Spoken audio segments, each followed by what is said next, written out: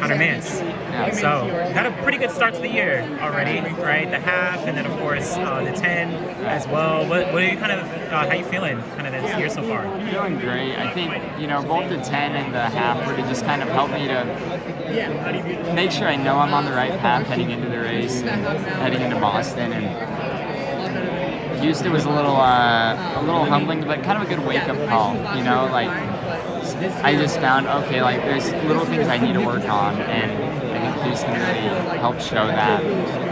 So I can kind of, take a few steps back. 10 was a great race. Went out a little too hard and fell apart at the end, but if anything, that also gave me some good confidence that, okay, I can go through 7,200 meters at 27:10 pace, and I don't know, it was a really good experience. So I think both those races and everything just builds up to this great event. And I mean, Chicago last year, that was your marathon debut, right? And you ran 2:08. Kind of big deal. Now coming into Boston, I mean, different course. What's kind of the mindset, comparing the two in a sense? I think it just kind of helps me to understand, or to be here and see the event. But I was able to come around the course in February, see how it is, and it's just I don't know, it's the same, it's still running, and I think while the course is different, I'm gonna have to pace it out different for the race. It's still running. When I'd run across country, I'd run the 10K, I'd run the 5K, or if I jump at a 1500, it's all the same. Yes, there's different muscles, and I guess the 15 is a little different, but it's just running. So gotta just take it, make sure your effort stays about the same and is the right amount the whole time, and it'll work out. Yeah. Is that kind of the mindset that you have? A lot of people do look at even marathon compared to half marathon, right? So different, but absolutely keeping that mindset of just it's running, is that kind of keeps you grounded? Yeah, and I think you don't try to make anything too complicated.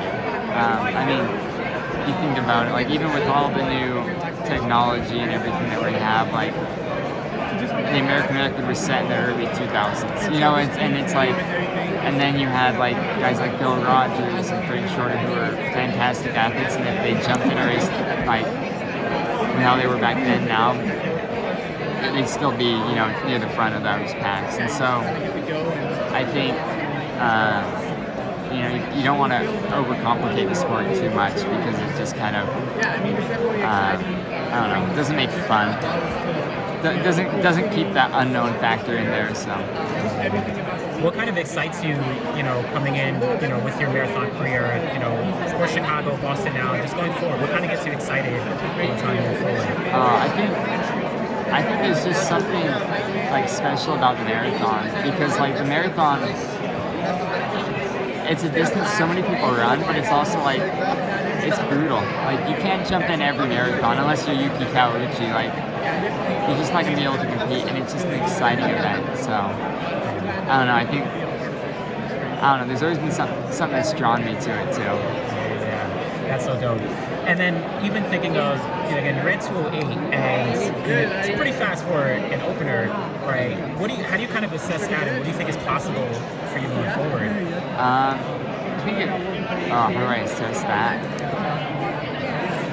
I think, it's just a good way to start out running the marathon. I think there's a lot I want to do.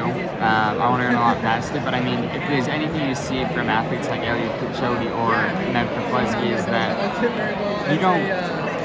a lot of marathoners don't peak until their late 30s. And if you do it right, you can keep running competitively and keep improving.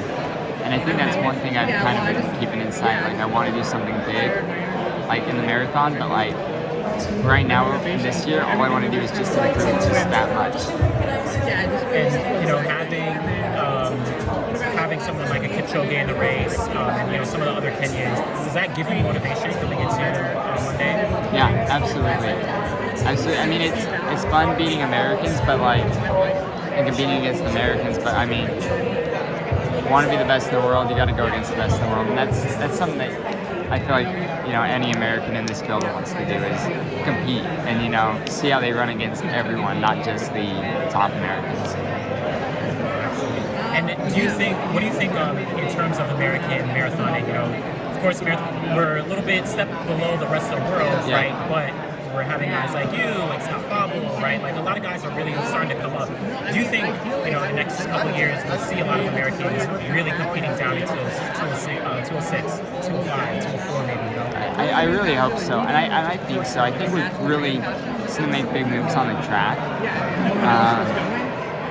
I don't think there's as many men have really made a big effort in the marathon yet. Well, I mean, there have been, but not as many of the top guys on the track moving up to the marathon. And I think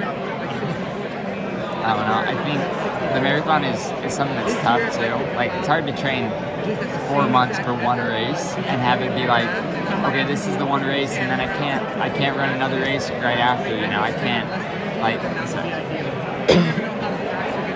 it's not like a 1500 or 5K where if you try to go fast and you bonk, you can't race another one the next day.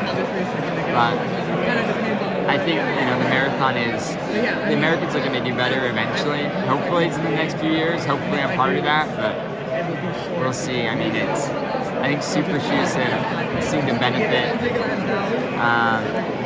I think, with the retirement of a few of the great American marathoners, and then super shoes, it kind of makes us Americans not look near as good. So we'll get there eventually. Very soon, very soon. Well, looking forward to Monday. Good luck, and we'll see you out there. All right, thank you. Thanks so much, man.